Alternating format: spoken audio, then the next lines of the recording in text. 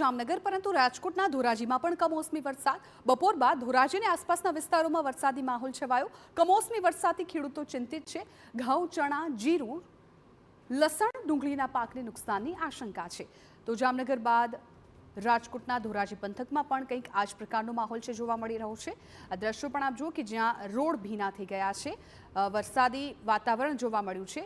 હુસૈન કુરેશી સંવાદદાતા વધુ જાણકારી આપવા માટે ફોન લાઈન પર જોડાયા છે. ધોરાજીમાં અત્યારે કઈ પ્રકારનો માહોલ છે? કયા કયા વિસ્તારોમાં વરસાદ છે, હુસૈન?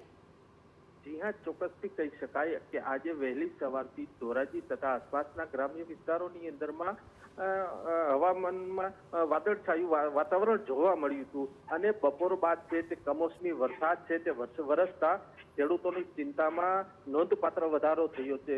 કહી શકાય કે ધોરાજી તથા આસપાસના જે ગ્રામ્ય વિસ્તારો છે તેમાં અત્યારે પણ કમોસમી વરસાદ વરસી રહ્યો છે, જેને કારણે લઈ અને ડુંગળી છે, ચણા છે, ધાણા છે, જીરું અને ચણા જેવા વિવિધ પાકોને નુકસાન થવાની ભીતિ છે. અને ચોક્કસ કહી શકાય કે હજુ થોડા સમય પહેલા ધોરાજી પંથકના ખેડૂતો છે તેઓ માવઠાનો માર સહન કરી ચૂક્યા છે. મગફળી અને કપાસ જેવા પાકોને અગાઉ નુકસાન નુકસાન થઈ ચૂક્યું છે અને હવે ફરી એકવાર રવિ પાક ઉપર માવઠું વરસી જતા ખેડૂતોની ચિંતામાં બમણો વધારો થયો છે.